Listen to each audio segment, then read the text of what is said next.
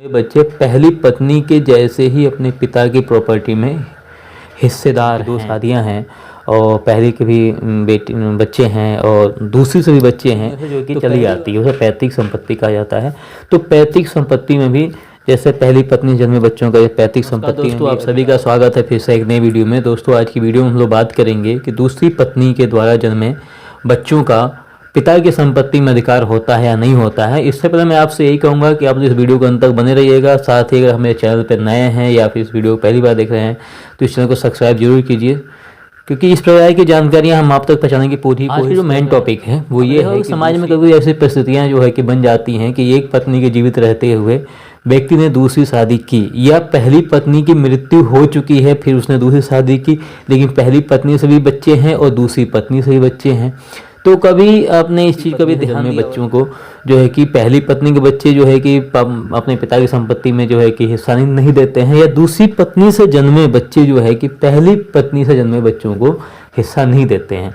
लेकिन सबसे बड़ा सवाल यहाँ ये खड़ा हो जाता है कि अधिकतर यही देखा गया है कि दूसरी पत्नी से जो बच्चे जन्मे होते हैं उनको जो है कि जमीनों से प्रॉपर्टी से हिस्सा जो है कि नहीं मिलता है।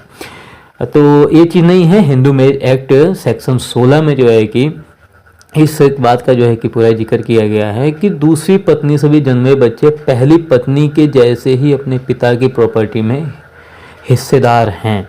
ऐसा नहीं है कि पहली पत्नी से जो बच्चे जन्मे हैं उन्हीं का अपने पिता की संपत्ति में अधिकार है, ऐसा कोई भी वो मेंशन नहीं है।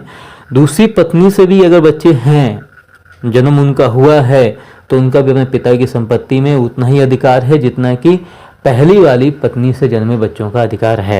अब इसमें पीछे मैंने वीडियो में कई बार जिक्र किया है, एक स्वयाजी संपत्ति होती है, एक पैतृक संपत्ति होती है। ठीक है, पैतृक संपत्ति जैसे क्या बोलते पिताजी के पिताजी, उनके पिताजी, ठीक है, फिर उनके पिता, मतलब 4 पीढ़ियों से जो कि चली आती है, उसे पैतृक संपत्ति कहा जाता है।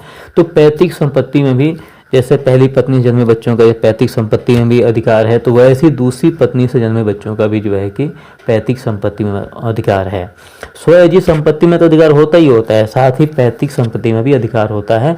तो अगर जैसे कोई भी है, अगर वो क्या बोलते हैं उनकी 2 शादियां हैं और पहली के भी बच्चे हैं और दूसरी से भी बच्चे हैं, तो पहली वाले जो उनकी वाइफ हैं उनके बच्चे जो है कि दूसरी वाइफ के बच्चों को जो कि प्रॉपर्टी में हिस्सा नहीं दे रहे हैं, तो अगर वो बाई चांस कोर्ट चले गए तो आपको 100% जो है कि उनको हिस्सा देना पड़ेगा। तो इसलिए ऐसे सब नौबत ना आए, इससे पहले जो है कि आप उनको हिस्सा दे दीजिए, क्योंकि हिंदू मैरिज एक्ट सेक्शन 16 जो है कि इस बात का जिक्र करता है कि जैसे पहली वाली पत्नी से बच्चे वैध हैं, वैसे दूसरी पत्नी से भी बच्चे जो है कि वैध माने जाएंगे। तो क्या बोलते हैं उनका प्रॉपर्टी में पूरा हिस्सा होता है।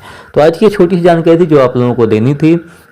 अगर ये वीडियो अच्छी लगी हो तो वीडियो को लाइक शेयर कमेंट कीजिए, साथ ही चैनल को सब्सक्राइब जरूर कीजिए। हाँ, एक बात का और भी वो है कि अगर आप इस चीज़ को फेसबुक पेज पे देख रहे हैं इस वीडियो को, तो पेज को फॉलो करना। मिलते हैं नेक्स्ट वीडियो में, तब तक के लिए जय हिंद।